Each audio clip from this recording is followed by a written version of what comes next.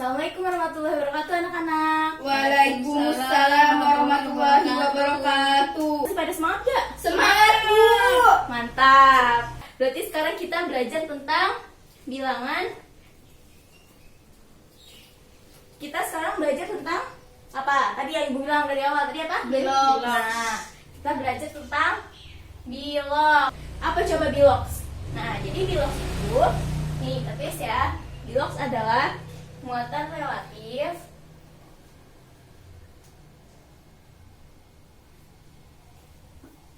atom dalam senyawa atau ion.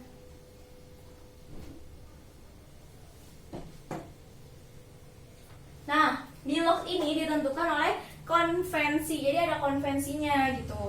Kemarin coba Mas pada ingat gak kalau biloxnya naik berarti dia reduksi atau oksidasi? Oksidasi. Ya, pintar Lila, good. Nah, selanjutnya kalau misalnya biloxnya turun, kira-kira apa yang terjadi, oksidasi atau reduksi, Anita? Reduksi. Oke, betul, good. Kayaknya udah pada baca semua nih. Iya dong, Bu. Jadi bilox ini juga terbagi menjadi 4 nih. Kalian bisa lihat ya di PPT-nya. Yang pertama itu kan bilox unsur bebas O2 atau H2 atau N2. Nah, karena ini unsur bebas, nggak ada muatannya kan, dan satu unsur juga, jadi kan O2 oksigennya ada 2 kan, berarti dia muatannya biloxnya 0 semua gitu. Yang kedua adalah jumlah bilox dalam suatu senyawa. Misalnya ada senyawa air ya, atau H2O. Nah, karena ini tidak memiliki muatan, maka jumlah biloxnya 0. Ingat ya, jumlah biloxnya ya. Sedangkan kalau jumlah biloxnya NaCl, kira-kira 0 juga atau bukan? 0. 0, betul Anita. Karena dia sama-sama tidak memiliki muatan. Nomor 3, itu adalah bilox merupakan unsur ion dalam senyawa adalah ada muatannya. Contohnya, misalnya apa contohnya? Ada di sini ya, di PPT-nya C2O4 2-. Nih lihat bedanya. Di sini nggak ada muatannya kan? Sedangkan di sini ada muatannya, sehingga dia biloxnya adalah -2, sesuai sama itunya. Nah, selanjutnya ada lagi contoh yang lain, yaitu ClO-. Ini berarti muatannya min berapa? -1 gitu. Kira-kira sampai sini ada yang ingin ditanyakan? Tidak, Bu. Oke, kita lanjut ya. Nah, ini nih yang kemarin kalian bahas ketika pembahasan sistem periodik unsur, yaitu sesuai dengan tabel periodik. Perhatikan ya PowerPoint Ibu. Nah, Ibu akan tulis lagi ya. Ibu akan ringkas di sini. Jadi, untuk bilox itu, main kan kalian udah belajar tabel periodik kan? Jadi, untuk 1A itu plus 1. Untuk 2A sama dia berapa? Plus 2. 3A plus 3. Nah, untuk 5A dia -3. 6A dia -2. 7A dia -1. Bilox yang sering keluar itu yang harus diingat adalah hidrogen. Hidrogen kan dia ada di golongan 1A, berarti dia muatannya sama, yaitu plus 1. Dan oksigen kan ada di golongan 6A, jadi dia muatannya -2. Selanjutnya di PowerPoint Ibunya ada senyawa anion. Nah, senyawa anion ini adalah senyawa yang sering kita jumpai dalam reaksi redoks gitu. Jadi senyawa yang memiliki muatan, jadi jumlah muatannya sudah ketahuan gitu ya. Jadi ketika kita mengerjakan reaksi redoks dan ada senyawa anion, maka kita akan mengerjakan sesuai dengan muatannya. Nah, ini sebagai pengetahuan tambahan aja buat kalian gitu. Lanjut gini, masih semangat gak? Masih, Bu. Nah, sekarang coba kalian duduk berkelompok dengan teman, boleh sebelahnya, boleh belakangnya, 3 orang. Jadi sama teman belakangnya ya, 1, 2, 3. Langsung kamu juga ya, dari sini sebaris, terus ketiga belakang, semuanya, tapi tanpa suara ya. Iya, Bu. Ayo, silahkan dibuat kelompoknya. Nah, sebelum kita mulai gamesnya, rebutannya, Ibu bakal contohin 1 atau 2 soal dulu ya. Jadi di sini ada senyawa SO3 2- ya. Nah, kita hitung bilox dari masing-masing unsur ya, baik unsur sulfur maupun unsur oksigen. Nah, ini ada oksigen, dia muatannya tadi -2. Ya betul. Nah, ini caranya kita kalikan dengan jumlah oksigennya, yaitu ada 3. Menjadi -6. Jadi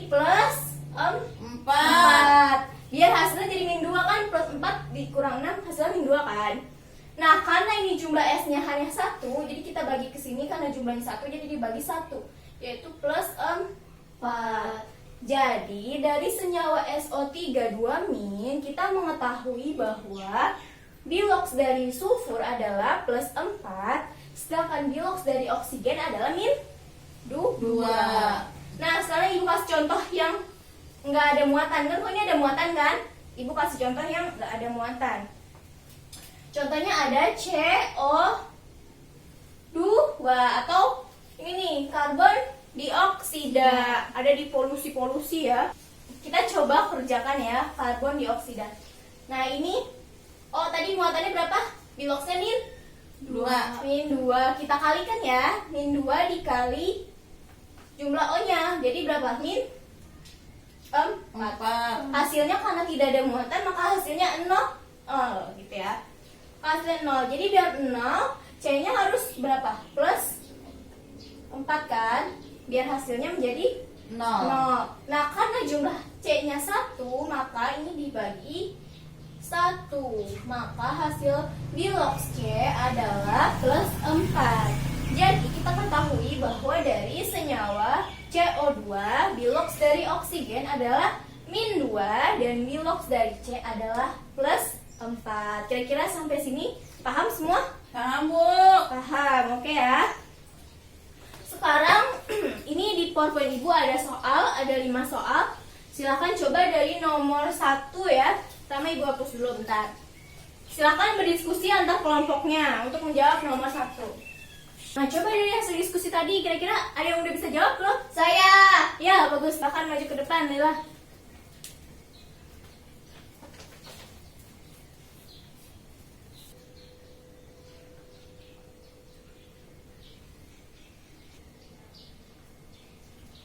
Ya, oke. Silakan duduk. Lila, kelompoknya dengan siapa? Anita sama Ida ya? Iya, Bu. Oke. Coba kita cek pekerjaan kelompoknya Lila, Anita sama Ida ya. Jadi di sini Ibu kasih senyawanya C2O4 -2. Coba kira-kira benar gak jawabannya? Betul. Ya, betul. Jadi di sini kita kerjain lagi dari ulang ya. Tekan diperhatiin yang belum paham. Jadi O memiliki muatan -2 kita kalikan dengan 4 menjadi -8. Supaya hasilnya -2, kita butuh plus 6. Jumlah C-nya ada 2, jadi plus 6 kita bagi sama 2 menjadi plus 3. Sehingga jawaban Lila dan teman-teman betul, yaitu dari senyawa C2O42-, senyawa C2O42-, unsur C memiliki biloks plus 3 dan unsur O memiliki biloks -2. Oke. Semuanya tepuk tangan buat kelompok Siti Holilah dan teman-temannya. Oke, lanjut ya. Nah, sekarang kita udah tahu nih tentang bagaimana sih cara menghitung biloks dari sebuah senyawa, baik yang ada muatannya maupun yang tidak bermuatan. Oke. Nah, sekarang kita akan lanjut ke materi selanjutnya. Sebelumnya dicatat dulu ya. Iya, Bu. Iya, Bu. Udah paham semua? Sudah, Bu. Oke, anak-anak. Selanjutnya kita akan belajar tentang oksidator dan reduktor.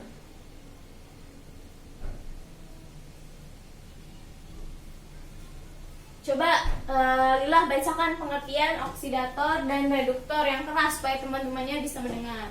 Reduksi adalah zat yang mengalami oksidasi. Berarti ini mengalami Oksidasi. Oke, nah dari sini masih bingung atau udah paham? Masih bingung. Masih bingung ya? Oke, kita lanjut ke contohnya ya. Nah, sekarang kita lihat.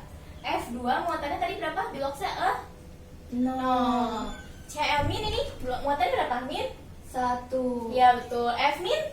-1. Ya, betul. Dan Cl-nya 0. Nah, kita lihat ya. Tadi coba ingat-ingat lagi, buka lagi catatannya. Kalau di biloks, namanya reduksi itu adalah penurunan biloks, ya nggak? Iya. Kalau oksidasi adalah kenaikan biloks. Nah, kita coba lihat. Ini F2 nih, F2 ke F min, dia naik apa turun? Turun kan? Turun. Tuh, Turun. Oke. Bagus Lila. Turun. Jadi ini namanya reduksi. Sedangkan CL nih dari min 1 ke 0. Berarti dia Nah, berarti kalau dia naik, dia namanya adalah oksidasi. Oke. Balik lagi ke pengertian yang tadi Lila baca dan ke PowerPoint yang tadi Ibu tampilkan di depan, oke? Holder menyebutkan bahwa oksidator adalah zat yang mengalami reduksi. Nah, dari contoh ini nih, yang mengalami reduksi F2 atau 2Cl min? F2. Ya, betul. F2 mengalami reduksi sehingga F2 disebut sebagai oksidator. Sedangkan Cl min mengalami oksidasi sehingga disebut reduktor. Dan sampai sini paham nggak? Paham. Jadi kebalikannya gitu ya anak-anak. Jadi F2 mengalami reduksi disebutnya oksidator, sedangkan Cl2 mengalami oksidasi disebutnya sebagai reduktor. Nah, untuk lebih memahami lagi, coba kalian kerjakan soal di depan ini ya. Kerjakan secara berkelompok sama dengan kelompok piloks yang tadi, oke? Oke, Bu. Gimana diskusinya? Setelah itu ada yang masih bingung? Apa udah paham? Udah paham. Oh, udah mulai paham ya? Ya. Sekarang karena stakeholder dan kelompok sudah paham, boleh maju ke depan bantu Ibu menjelaskan tentang peristiwa ini, reaksi reduksi dan oksidasi. Dengan cara pertama kan soalnya tentukan biloks ya. Ya. Biloks, terus tentukan yang mana yang oksidator dan mana yang reduktor. Oke? Silakan jawab. Good, ini kelompoknya Siti Holila aktif-aktif anaknya. Ya betul. Oke. Yang merupakan oksidator dan merupakan reduktor yang mana? Kira-kira coba. Di sini Lila menuliskan biloksnya sudah benar ya anak-anak. Di sini Lila juga sudah betul menjelaskan bahwa reduksi adalah penurunan biloks nih dari 4 ke 2 ya.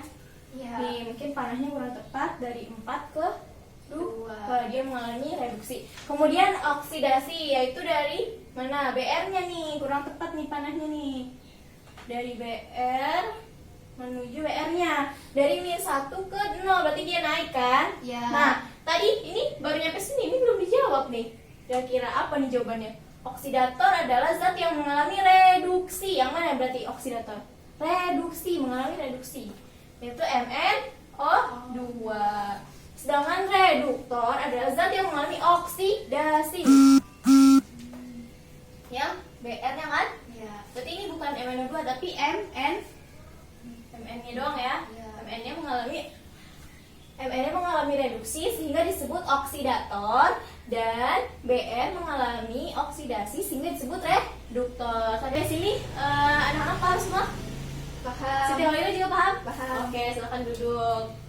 Oke, Ibu senang sekali ya pelajaran hari ini berjalan dengan aktif, terus kalian juga semangat dalam diskusi. Tadi Ibu sempat keliling-keliling dan ternyata kalian semangat sekali untuk berdiskusi dan membahas tentang biloks ini, ya nggak? Iya, Bu. Nah, oke.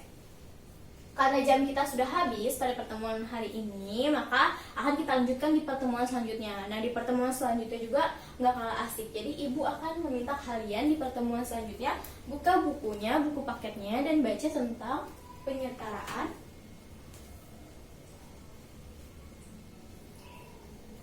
reaksi redoks. Nah, ini PR buat minggu depan ya. Iya, Bu. Dibaca aja ya tentang reaksi penyertaraan reaksi redoks. Oke. Semoga pembelajaran hari ini bisa bermanfaat dan jangan lupa pembelajaran hari ini diulang-ulang kembali. Nanti kalau misalnya ada yang susah atau kesulitan boleh tanyakan ke Ibu nanti atau enggak kita bahas di pertemuan selanjutnya. Oke? Oke, Bu. Sampai jumpa di pertemuan selanjutnya ya. Ibu pamit dulu. Assalamualaikum warahmatullahi wabarakatuh. Waalaikumsalam warahmatullahi wabarakatuh.